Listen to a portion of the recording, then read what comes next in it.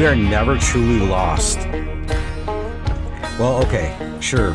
Maybe we get turned around for a few days in the woods, where life just feels like it's getting the best of us and everything's going wrong. And I'm Mike Martin, and I've stood right where you're standing, lost, beaten down, like nothing's ever gonna change. And that's why I built this camp. And that's why I'm inviting you to join me and all the members of this wild community. Because you know what, friend? It does get better. So come along with me into the wild and let me show you this awesome, unique skill set that lays within inside of you. With help from the land, we're going to unlock the steward that's inside each and every one of us that will lead the way out of the darkness and into healing. Here at the Camp of Healing on Project Mindfully Outdoors.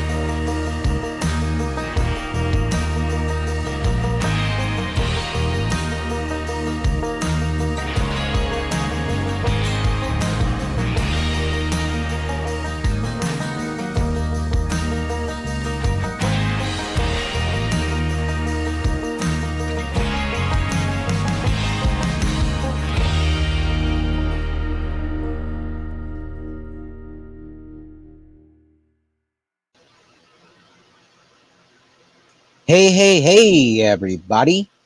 Welcome to another edition of the show. As always, I'm your guide and your host, Mike Martin. And I want to thank you for tuning in to what's going to be a pretty impactful type episode. Because to get things started, I got a question for you. Are you really, truly a student of this life? You know, I know that we're all here just kind of doing our best, living this experience day by day. However, are you missing out on that little voice, those little lessons that are trying to nudge you in a direction to, I don't know, discover your true purpose, your true calling, and where you truly need to be in this life in order to find the fulfillment and the happiness that you deserve? Well, that's kind of where today's campfire session comes in. Because my guest, Bill Heinrich, and I, we discuss those exact topics. You know, we're running down the idea of slowing down, or really in both of our cases, hitting a brick wall and realizing that, you know, had we listened just a little bit better, maybe turned up the volume on those listening skills, we may not have had to hit that wall, but nonetheless we did. And, you know, as the saying goes in meditations, it's fortunate that we experience everything we do, but we've got to learn those lessons, and we got to pick up on where that energy is trying to push us to. And that is the message that really comes across in this conversation. So I'll catch you on the flip side.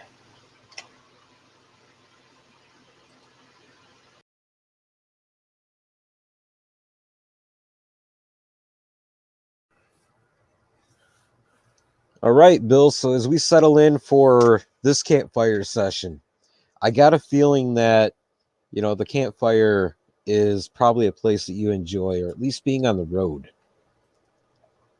Well, I don't have a campfire going, but I'm in a campground.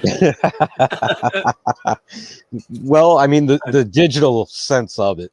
Yeah. No, well, I live in an RV full time. So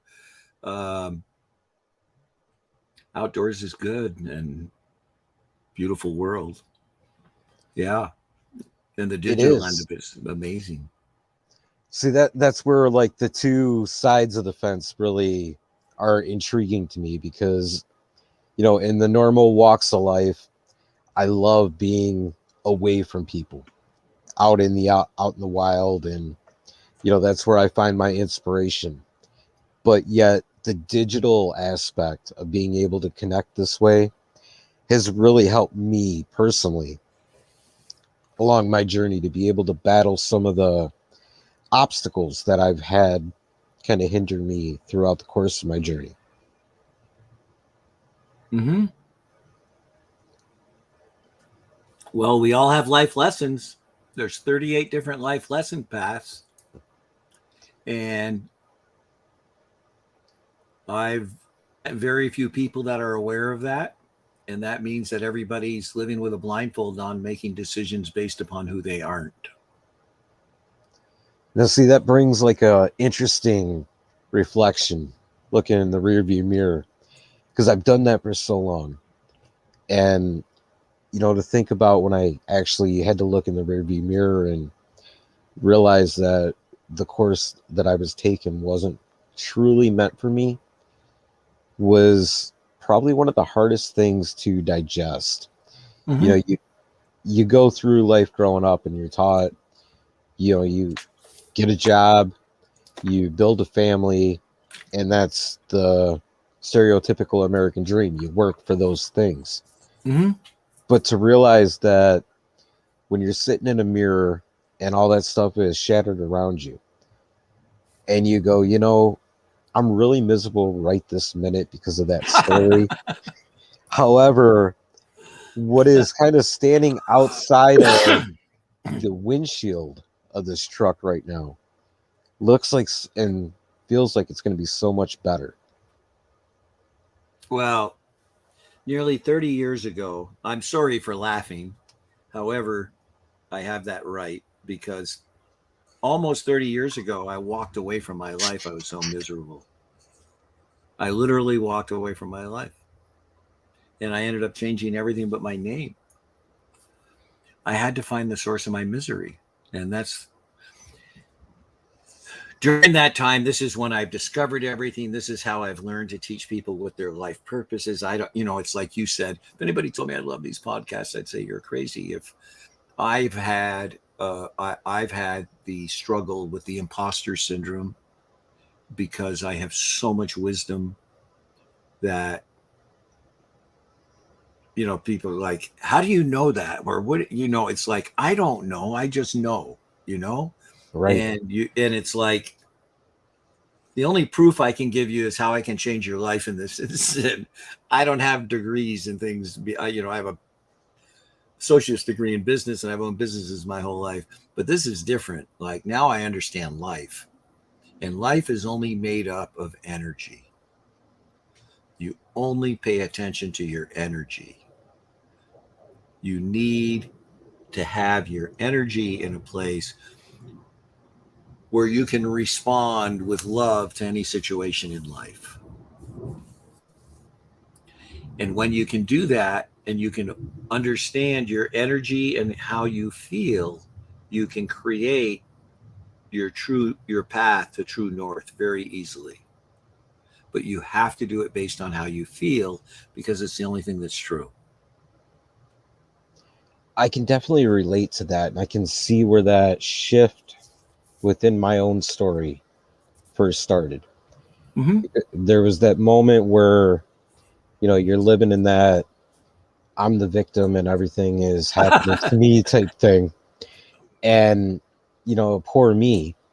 And then, in fact, at that point in time, I was going through one of my first readings of the Meditations by Marcus Aurelius. And you get to that point where he's saying that exact same thing.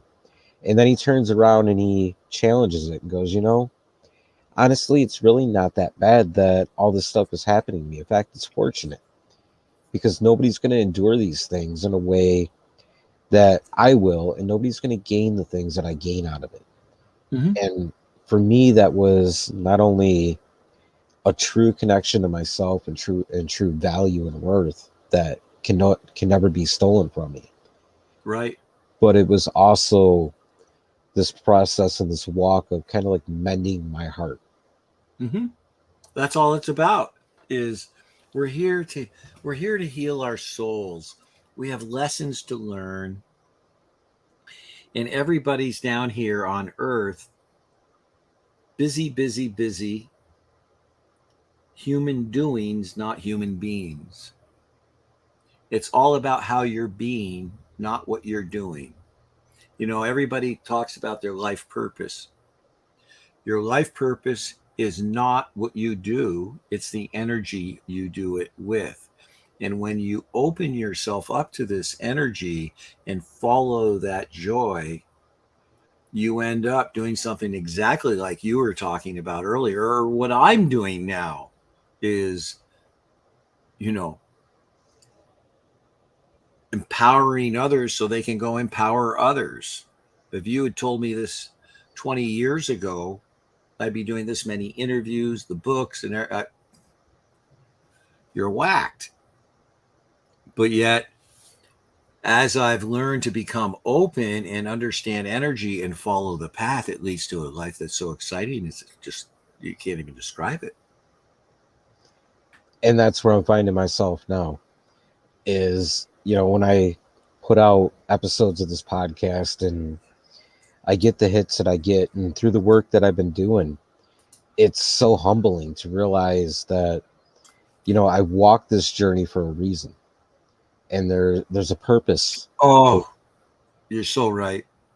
It reminds me a lot when I think about it in hindsight, the old Lakota story of finding purpose, where I can't exactly remember the guy's name, but he goes through life and he's kind of just there, and nobody really cares, and that makes him feel kind of ostracized and shunned, and he ends up heading off to the woods and hunting and hiking and learning all these different trails and pathways that nobody knew about.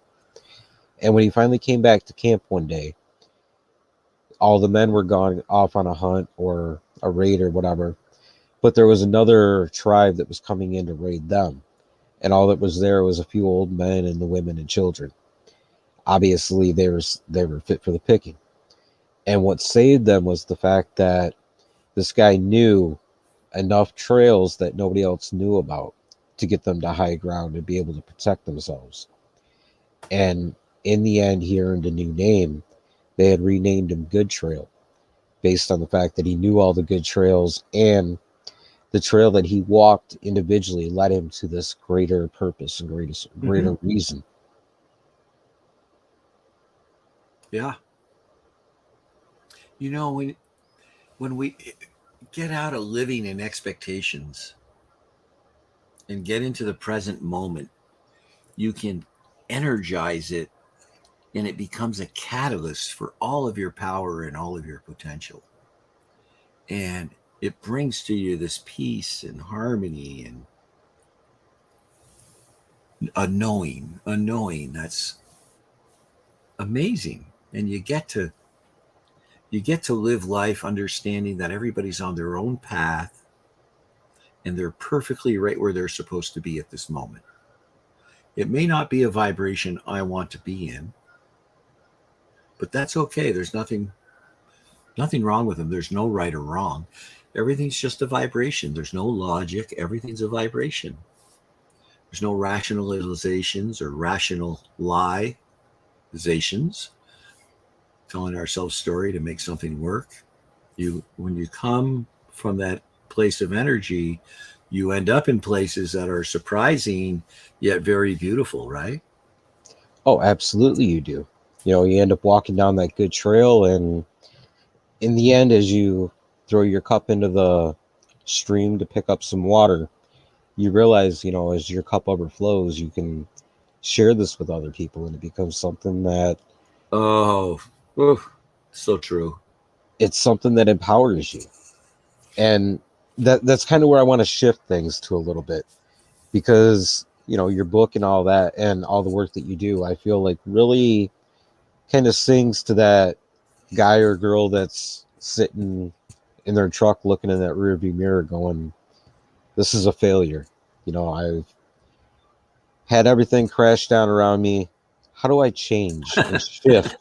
How do I find my true direction?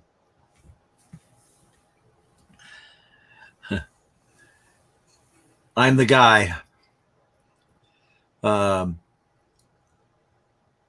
you know, life is confusing, and we are not taught to acknowledge the universal, what I refer to as the universal side of life. The universal side of life is the whole part of it that's not physical. It's all non-physical because everything's a vibration. So even though it's non-physical, the vibration's there.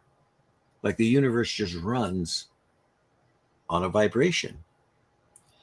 When you start to understand that, you start to understand how important it is that you're at a vibration that can respond appropriately. And as I've examined it, and believe me, I can take you down this rabbit hole pretty deep. But ultimately, there's only two emotions. There's love and fear. That's it. Love is in the non-physical. Love is created by your heart. Fear is in your physical life, the reality that you see in front of you. And it's created by your mind and your ego. And it's created to protect you. There's no fear in the non-physical. It's impossible to create fear in the non-physical. You can get into the vibration of fear, but it comes from the physical. So just understanding that means the acronym for fear is that false evidence is appearing real. False evidence appearing real because it's coming from the physical. So what's the story that's creating that fear? That's what the fear is good for, is to see what the story is, because you can't have an emotion without a story. You can't have one. So there's some story there. The more you go back and take a look at those stories, you'll see how a majority of them don't support you anymore. And with energy being just a vibration, energy is always in a state of replenishing, gaining, or being used, right? It's one or the other. Right. So these stories eat your energy. These stories block you from expanding your energy. You can't expand them when you have negative energy going. You've got a block going on. Does that make sense? And yet they don't serve you anymore. And we all have all kinds of stories. I mean, I could go into so many case studies of all the different people around the world I've worked with, of these stories just completely controlling their lives, and they aren't aware of it. No, see, I can understand that because I spent a lot of time out in the field, and a good percentage of that is just sitting down and turning the stories off, watching what comes in and out of view. They sure aren't going to serve you out there, are they? Right, exactly. And when you do that, you really start to see how the flow of energy and how nature really works. There is that primal sense of fear in order to protect and keep everything alive. However, inside of that feeling of fear, there's no story that stops them from moving. That type of fear is responsible fear. Right. Right. I'm makes not them talking aware. about fear of where you may be threatened physically. And when you're in nature, that potential is always there. The fear I'm talking about are the stories that just come from the stories. And when you quiet them down, then you become one with nature, don't you? Absolutely you do. Absolutely you do. Yeah. And it gives you that opportunity to see, even though there is that element of fear about what's around the next corner, there's still the strength and the ability to go ahead and go through with the daily course of action. Mm-hmm. Is it an element of fear, or is it a curiosity? I think you can look at it from both spectrums, because you get the fear aspect. You can really see when you're standing in a deer stand all day and you see the way that a deer comes, and they end up spotting you, and they dart out of out of the vicinity. Mhm. However, that curiosity, you can find that exact same thing because let's Mhm. face it, a lot of the time we're afraid to turn around the corner, but there's something that pulls us around that corner. Mhm. Yeah. And nine times out of ten, being pulled around that corner is something that's going to advance the story that you're living. Yeah. It's actually advancing it is a nice way to say it. I I say it brings more clarity, which gives you a bigger foundation to work from. Right. You have a greater level of awareness. And the more I think about it, as you walk around those corners and it brings that clarity, it also gives you the ability to change the verbiage Yeah. of the stories that you do tell yourself. You have to. Or if you don't change the verbiage, you're going to be in the same place. And that's where a lot of us tend to get stuck. Mm-hmm. So, speaking of verbiage, what I promote are using words that the simple way for me to say it is words that can't be described in the physical. Okay. For instance, if I say money, you know what money looks like. Of course. That's in the physical. But if I say abundant, what does abundance look like? I think that's a word that gets kind of thrown on top of whatever it is you're looking at. And abundance is only a way of being. Abundance is a non physical word, it's a matter of energetic being that will then manifest into the physical. It's like love. What does love look like? That I What, think is another one of those terms that gets put in within the context of the situation. exactly. You love. We don't know what love looks like. Love looks like whatever way it manifests in the situation from the Right. energy, right? So, you know, when I talk about abundance, okay, when you're in nature, you're bathing in abundance. You're bathing in the magnificence and glory of what the earth is, right? Absolutely. Yeah. It's all energy. It's all about the energy. So,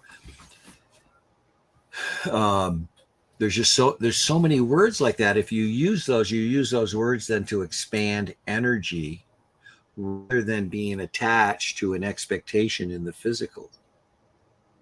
Because the definition of disappointment is when expectations meet reality. That's disappointment. But when you have intentions and you're embodying the energy of what's going to be created, then everything turns out great. See, the part that I'm getting really curious about is how this ends up getting applied. How anybody picks up the conversation and gets intrigued enough to say, "Hey, that could work for me." How do they begin to shift and make those things work for them to tap into that energy? Well, look, here's the way they make the shift. They have to take a look at the energy that they have in their life that they don't like, not other people, inside themselves. there's if there's energy outside of you that you don't like, you're looking at yourself, by the way. You're looking in the mirror. So go to the energy inside you don't like and go see what the story is. You know, like I could give you so many case studies. I work with a client, very successful financial person, okay, works in the financial industry, very high up. As a child, he hired me because he thought I was kind of crazy and he was a skeptic And he's like, oh, I'm going to play with this guy for a little bit. But I blew his mind so fast because I showed him. It turns out he was betrayed when he was young by his dad. His dad didn't know he betrayed him, but he took it that way. And it hurt him so much that he protected him against betrayal. And he just started seeing other things as betrayal. And he had this deeply ingrained in him. So the work he was doing and handing off and other people were processing, he would never trust it would get done. He was hounding their ass every day. But he didn't know why. He just wanted to make sure everything got taken care of. He was being nice. But when he started to see he had to do that because he had a deep-seated betrayal issue in him. So now anything that comes up that even remotely looks like that, he pauses and he gets real clarity on the situation so that he's doing it with the right energy. And what that's done is, before he used to argue with the processors to get applications and such approved, now they love him and they do everything they can to get him through for him. Because he'll call them and say, hey, I just want to see if you have any questions. Can I help you? He's not worried about betrayal. He just wants to be of service. No, everything's cool. Or what about this? And he has a relationship with them now, where before it was all about him and his fear of loss, of them screwing it up. Now, see, that right there was the exact trail that I was hoping you would choose, because it is that idea of, when things are going on in your life you're not happy with, you've got a hand in them. There is something that you're doing that's bringing that energy. It's not responsible. Right. You're 100. You don't have a hand in it. You got everything in it. And if you don't have everything in it, then you're a victim. And if you're a victim, you have no power. And in order to have that power, you've got to look inward to Ownership. to find where that crack in the fence is. And then you're able to zone in, and like with the example you gave, you can shift the energy because you bring balance back to your own circle. Excuse me, you bring balance back to your own circle. You get back in energetic alignment. Right. And that's, that right there is the most important aspect. If you're going to build a foundation to go forward and toward your true authentic purpose and direction, building that foundation with the ability to trust that you can go inward and find these things and explore how to change them is really the root of it. If you're willing to ask the question, the universe will always bring you the answers. And you move, people ask me, this is funny. I was on the phone with a woman yesterday and was talking to her, and she was telling me about the problems outside of her. And I explained being victim or power. Right. And she was like, wow.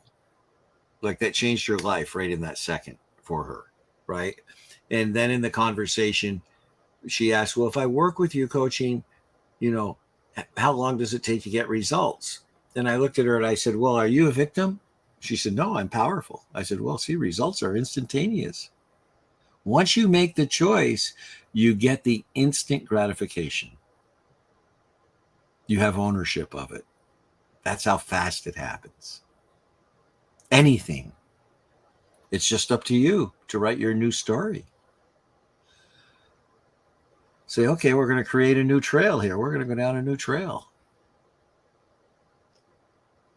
And that's, another beautiful way of, I feel, tapping into that idea that the pin is in your hand. And when you take ownership of it, the story changes and it becomes a much more beautiful path to walk until the end. What's magnificent with it is I want to tell you something.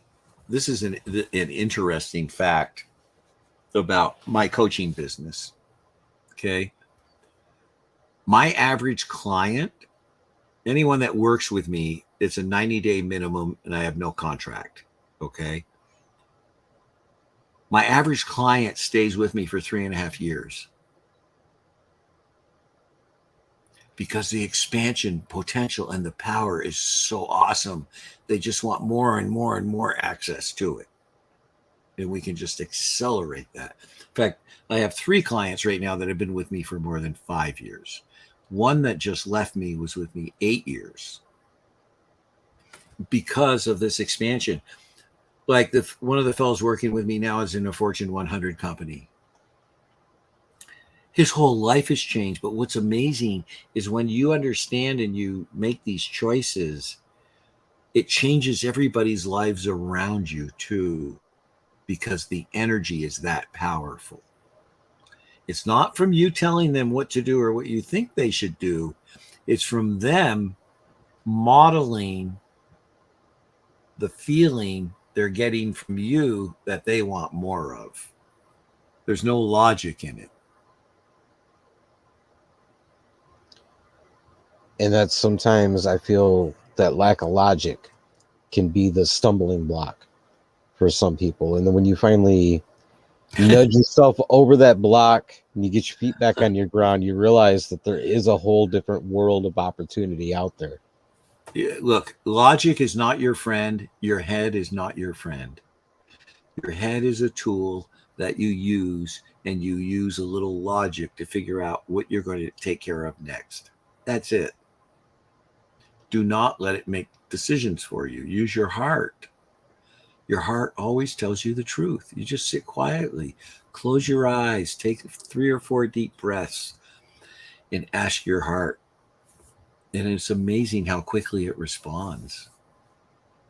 You know Well, that case study. I'll give you another one real quick. A fellow I worked with, he was bullied as a kid, and he was a smaller guy and wore glasses and was bullied as a kid every day. And then finally, I don't remember. I think he said it was in the 6th or 7th grade. Might have been the 7th grade. Finally, they started bullying him again one day, and he dropped his book bag and wailed. Right? Not even sure who won the fight, but they didn't bother him anymore. And for him, one of the greatest accomplishments in his life. But the truth of the matter is, he was still peeking around every corner. He was still afraid about what might be waiting for him around the corner. And this was affecting every area of his life. It completely changed his life once he got that awareness. Because then it's just choice.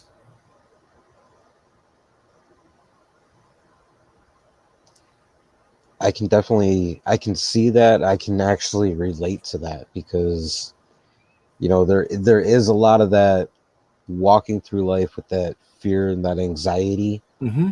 And then you have a day where maybe it's not as strong and you realize those things I was so afraid to do, looking around that corner, I can do them today. Tomorrow I can make that same choice to whether the anxiety is there or not. I can still Mm-hmm. look around that corner pretty confidently. Mm-hmm. So as we come toward the end of our time, though, I got this one question that I hit everybody with at the end. Now that you're warmed up, from your journey, from your journey and the adventures of your experience, hit us with some words of wisdom and something to inspire us to go forward on.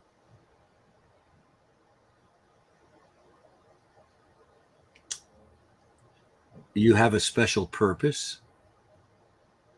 It's a purpose that's very unique to you.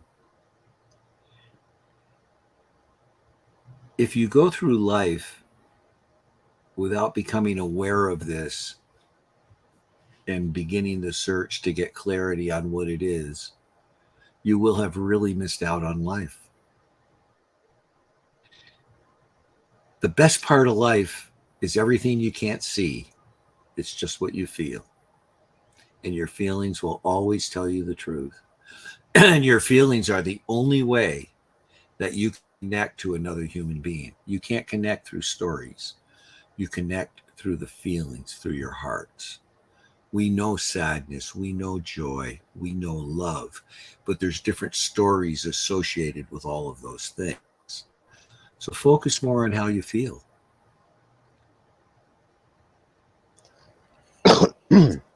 Excuse me. I love that. I love the way you put that together. And, I think the most important thing to cap that off with is life is short. Yeah, We don't know when it ends. So stop wasting the time that every you moment. right and So start living precious. now. Start living for it now. Yeah, everybody talks about money, money, money. And the funny thing is, when you ask them, would you rather have time or money? They all say time.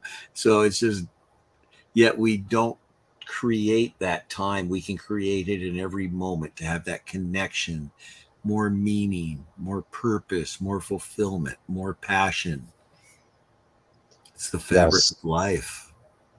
And that's one thing we all need to do a better job of is being a miser of that one non-renewable Mhm. resource. So the last thing I got for you is you got to let people know not only about the book, but also where they can get in touch with you and what you got coming up. Oh, thank you.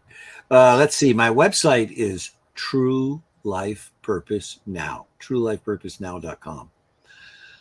Bill Heinrich. I'm on all the social media channels, LinkedIn, Facebook, personally and business. My books, I have two books.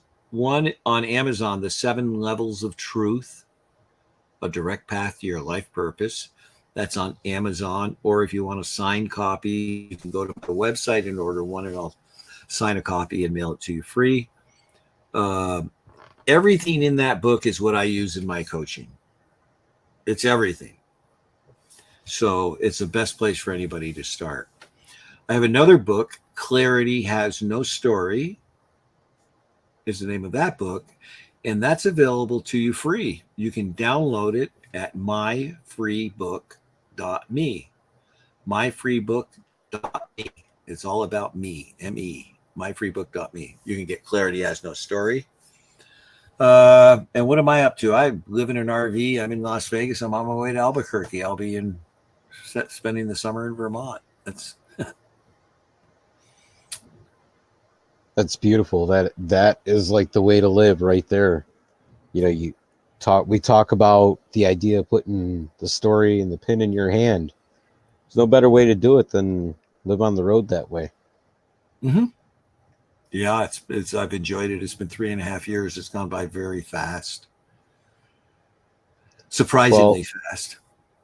oh, I know what you mean. Well, I'll tell you what, when you get to Connecticut and beyond, we got to catch up and share some of those stories as well.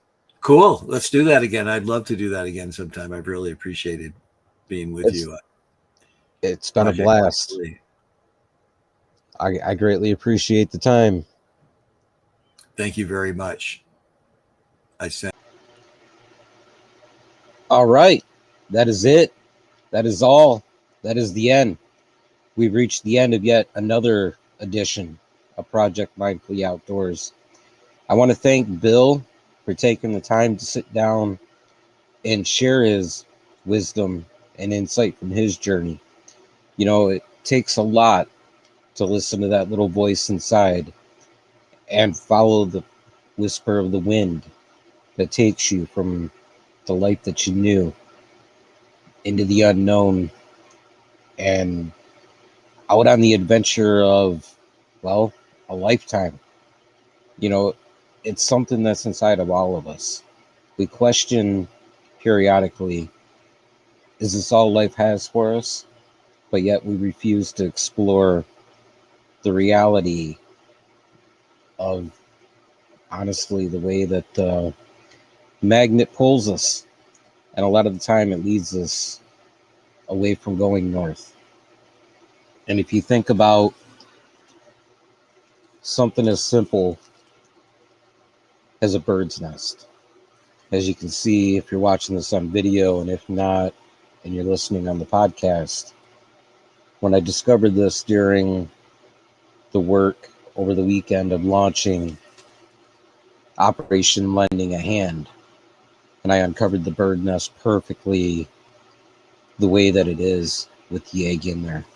If you think about you hatching out of that egg, sitting inside of this little nest, wondering what else is out there, but feeling like it's too scary to adventure and discover what's out there, think about the little bird that actually hatched out of this egg and spent the next few weeks in the nest until finally instinct took over and caused that bird to fly.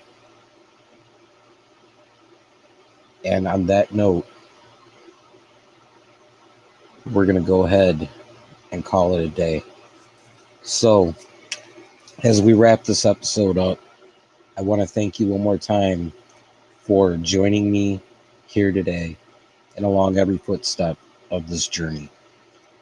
And until next time, my friend, get out there in the wild, because that's where the stillness and the adventure lies. And when you return and you settle in, swing over to projectmindfulloutdoors.co and sign up for the newsletter, because it's jam-packed full of not only tips and tricks for the concrete world, but also that wild one out there. So until next time, we'll talk soon.